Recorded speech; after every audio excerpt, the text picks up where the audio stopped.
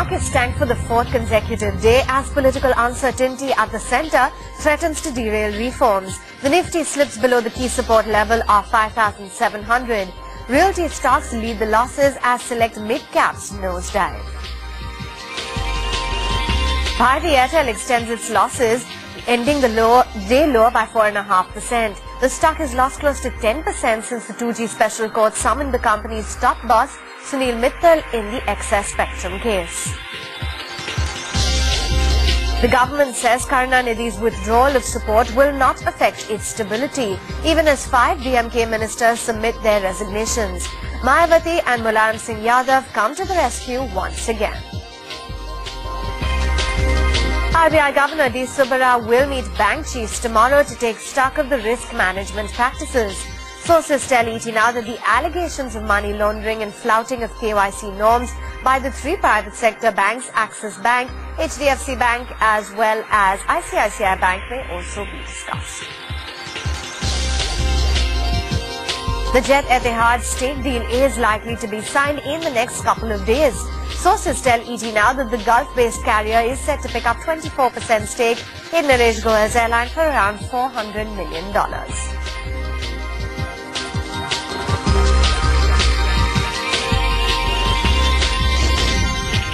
Hi there, good evening. You're tuned into Business Day right here on ET Now. I'm Avan Dabash. A quick look as to how the markets panned out today, and it was a day of carnage for the equity markets, given that we slipped below the psychological level of 5,700 for the first time since the 4th of March. We didn't get a handle on any way in which the political drama is likely to unfold, and for the Sensex too, we slipped below some crucial levels. On the downside, it was 124 points off by the day's close.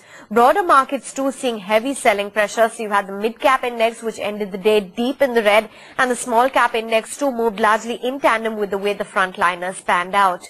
In terms of individual sectors, you had real estate that took a big pounding today. In fact, the overall sector plunged by close to 4%. You had power, which was in the limelight on the downside, but it was the classic defenses which held up in the midst of all of this volatility. So autos as well as FMCG was up by 0.6%.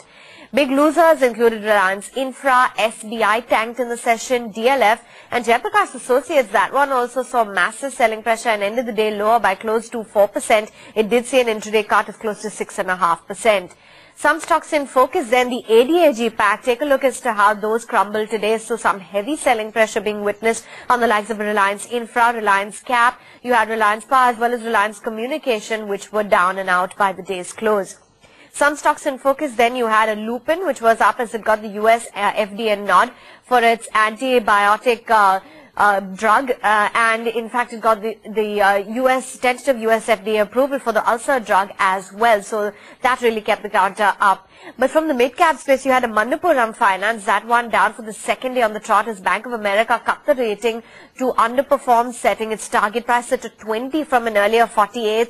They cut the EPS estimate by about 30% for both FY13 and 14, saying that they expect a loss of 150 to 156 crores versus a profit last time around. It also estimated the adjusted profit of 311 crores for FY13, so that really didn't go down well with the stock. Well, the commodity space was in focus. So you had all of your sugar names, which certainly lost out all of that flavor. So Sri Renuka Sugars, Bajaj Hindustan, Balrampur Chini, all of them down and out as the cabinet deferred the decision on sugar decontrol. Natco Pharma, though, that counter got a boost in the session as the Delhi High Court allowed the company to make and sell Suntanib, which is an anti-kidney cancer drug by Pfizer. So the court vacated the stay on the company making that drug. The counter was up by 3% by the day's close. Giving it company, and some of the large caps which gained today included the likes of Hindustan Unilever, Asian Paints, some positive news coming in on that one. Cipla, and you had Tata Motors bucking the trend, so 285.6 is where that one shut shop. But of course, it was select mid-cap stocks which really witnessed a high selling pressure. The likes of an HDIL, IVRCL as well as Punjloy tanked on concerns of high debt. Traders actively shorted all of these counters, which are seen as fundamentally very weak. Let's get an Ajay Sharma who joins in from our research desk with all of the action on the mid-cap universe. Ajay. Well, that's correct. It was a very weak session of trade today, and the Nifty and the Sensex lost around 1%. But mid-caps had a particularly destroying session, if I may call it, around 8 to even as high as 22% lost by stocks like HDIL. The massive damage actually came in stocks which are very high on leverage. So stocks like Punj Lloyd, IVRCL, Sri Renuka Sugars, even the ADAG group for that matter, lost a lot of market cap in trade today. Dealers believe that on every bout of weakness, active bear traders will look for opportunities of shorting heavily these kind of counters where corporate governance issues are a question mark, where debt remains very high, and the stocks which have very high beta as a stock performance. And this was very amply seen in trade today. Even going forward, as the market is expected to post some sort of a bounce back going forward after two very weak sessions, mid caps are expected to recover low because the confidence is extremely shaken for mid caps. It certainly is. Thanks very much, Ajay, for giving us that perspective. Let's also get in a sense as to how the F&O activity shaped up for today. We've got Navneet Saluja joining in from our research team. Navneet. Well, Avan, not a great day for the markets. It's the fourth consecutive day of losses which we have been seeing, and the data also looks weak. So if you look at the Nifty March futures, they closed at 57.24. Remember, the day low for the Nifty March futures was about 57.01, but the premium towards the end expanded to about 30 points. Probably you will see that correction coming in when the final data comes in the Bhav copy. But during the day, the Nifty March futures added over 11 lakh shares, and on the option side, well, the Nifty PCR continues to decline. Today's closing was at about 0.89 versus yesterday's closing of about 0.96, clearly indicating that aggressive call writing still continues in the system. If you look at strikes like 5700, that added over 21 lakh shares, 5800 call strike added over 12 lakh shares, whereas in the put side you saw writing coming in at 5600 and 5700 strike, whereas unwinding was seen for strikes like 5800 and 5900 strikes. While talking about the stock futures, it is the defensives which are playing in the market. So look at stocks like HUL and Cipla, which did well today. Fresh longs were seen on the future side for both these two stocks. You also had Tata Motors and Asian Paints, which did well. And on the short side, you had Reliance Infra and Bharti Airtel, which fell sharply in today's trading session. Short positions seen for both these two counters. Well, banking counters were pretty weak today. Even the Bank Nifty fell sharply below the 200-day moving average. So the likes of State Bank of India, ICICI and Punjab National Bank were down. Also, some of the cement counters like ACC and Ambuja were down, building fresh short positions. From the mid-cap space, HDIL and Opto Circuits were under pressure, followed by IVRCL and Reliance Communication. Well, the turnover was good today. If you look at the turnover, it was about 1.9 lakh crore, which was recorded on NSE by the end of the day. Okay, so heavy volume activity and fresh shorts in banking as well as infra and cement. Thanks very much, Navneet, for getting us those details. Well, Bharti Airtel has a stock that tanked today in the session as well. So a fairly weak day after the 2G special court yesterday summoned the chairman, Sunil Mittal, in the Spectrum hoarding case. Brokerages, however, they remain bullish on the stock. UBS, in fact, maintained its buy rating on the counter despite all of the negative views. Let's get in Sunita Nagpal to understand exactly what UBS had to say on the counter. Sunita. Well, UBS thinks that this is a very minor issue. The summons issued the chairman are not on a grave charges. They are expecting this issue to pass on very soon and not to have any significant impact on the company's financials. They are saying that they are expecting the company's performance to improve as the prices are expected to move up in the sector. The tariffs are expected to move up in the next 2 to 3 quarters, and that's why they are remaining bullish on the stock, and they have maintaining a buy rating with the price target of 425 rupees. If you look at Morgan Stanley, they also initiated a tactical buy call yesterday, and they're saying the trade-off in the stock has been very sharp, and they expect the stock to outperform index over the next 60 days, and that's why they've initiated this buy tactical call. And they are giving a 80% probability of this happening. So they are both UBS and Morgan Stanley are bullish on Bharti stock to perform from here on. But having said, the stock continued to be under pressure in today's session also. The stock closed below 200 DMA. This was the 5th day in row that the stock is being weak, and this is the 2nd consecutive day when the stock has closed with more than 4% loss. Thanks very much, Sunita, for putting that into perspective. And not just UBS, you also had Singtel, which certainly reaffirmed its faith in the stock. In the aftermath of the DMK withdrawing their support from the UPA government, Finance Minister P. Chidambaram made some strong clarifications about the government's stability in the House. In the press conference this morning, he asserted that the government has got the numbers which are required to continue to be in the driving seat. We have our hand firmly on the wheel. We will continue to take decisions. We will continue to push for legislation. Only yesterday, the Cabinet cleared the Food Security Bill. Now, if you think that the government is weak, do you think we could have pushed the Food Security Bill yesterday? The bill will be introduced in Parliament, and I'm absolutely confident, as I said to an earlier question, there will be enough support in Parliament to pass each bill. The government enjoys a majority, and the government will continue to do its duty. The government will continue to take executive action, and the government will continue to push for legislation in Parliament. Only last week, one of the agencies said that the threat of downgrade has receded a lot, and in fact hinted that there could be a possible upgrade. As far as fiscal consolidation is concerned, Prime Minister and I have made it clear that we are on the path of fiscal consolidation. The path we have laid is a path from which we shall not waver. Okay, absolutely unwavering. That's the Finance Minister who seems very confident of parliamentary support. Let's put all of that into perspective with our policy editor, Supriya Srinit, who now joins in from New Delhi. Supriya.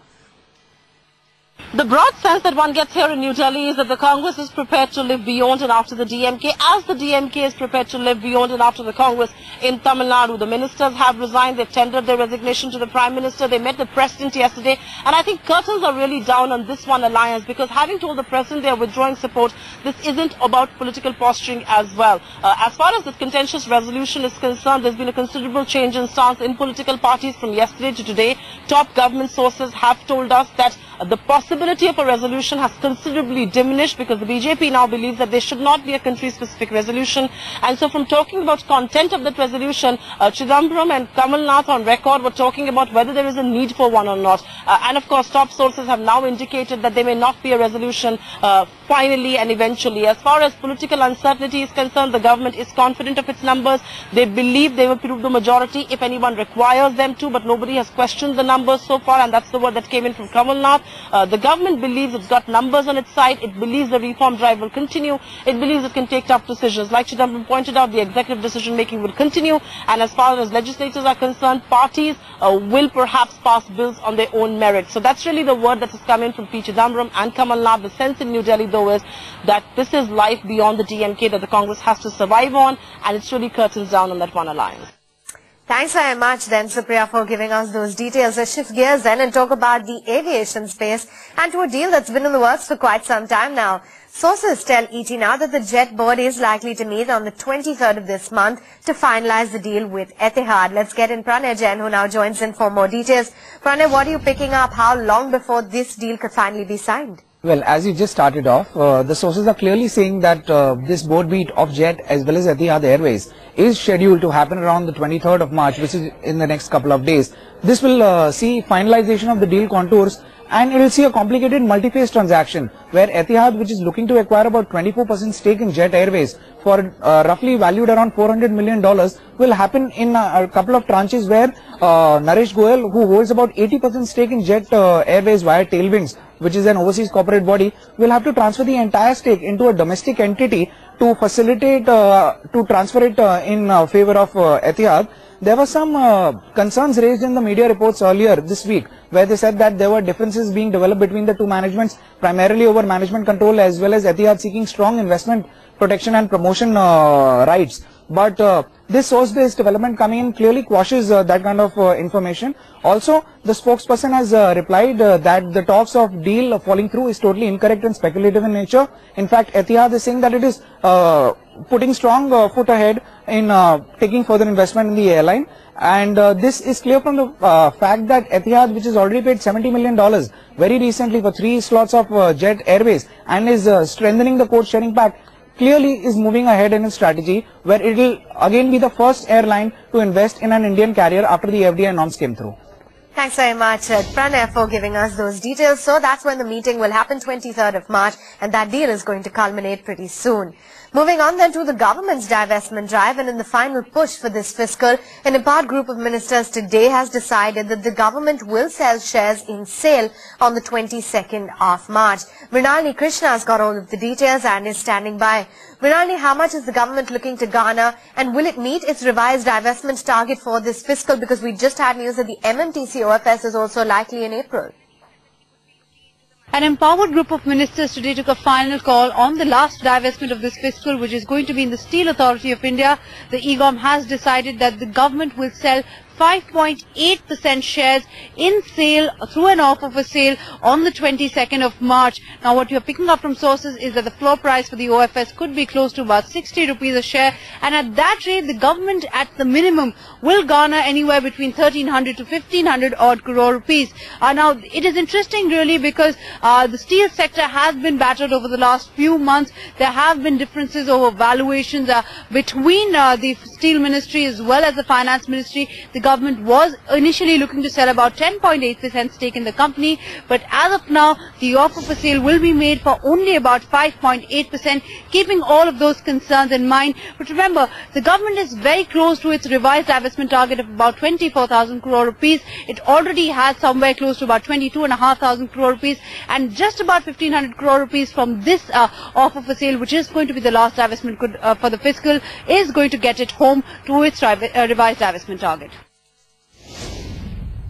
OFS will come day after tomorrow. How much stake will you? Decision has been taken, and all the details will communicate to the stock exchange. Now, just less than a week after the allegations of money laundering and flouting of KYC norms stung the top 3 private sector banks, the RBI Governor D. Subbarao is holding a meeting with the bankers to take stock of risk management systems. Meanwhile, other banks insist that their systems and practices are up to the mark. Simran Gill and Anirudh Ghosh report. The risk management systems of banks are suddenly under the scanner, following allegations of money laundering and flouting of RBI norms by the country's top 3 private banks, ICICI Bank, HDFC Bank and Axis Bank. The central bank is holding a meeting with top bankers tomorrow. Sources say in a deviation from the normal practice, RBI Governor D. Subbarao will himself be chairing this meeting. This comes after the central bank has already swung into action and started scrutiny of the banks named in the scam. Although none of the PSU banks have been named, all of them, like State Bank of India, insist their KYC and risk management practices are stringent and that they have zero tolerance for any malpractices. In SBI, we do not promote, we totally frown upon and totally come down with a heavy hand, even if a very, I would say, wayward behavior is found even in rarest of the rare cases. While the banks named in the sting maintain their innocence, they all have launched crackdown. ICICI Bank has suspended 18 employees pending inquiry, while HDFC Bank has appointed audit firm Deloitte and law firm Amar Chand Mangaldas to conduct an independent probe. Axis Bank too has suspended a few employees pending the results of a high-level investigation. The RBI and the government have made their intentions clear that they want to get to the bottom of the scam. While many say that the new allegations may put a spanner in fresh bank licenses, almost everyone agrees that banking in India is never going to be the same. Simran Gill and Anirudh Ghosh, ET Now, Mumbai. With that, we come to an end of this edition of Business Day. Stay tuned for markets tomorrow coming up next.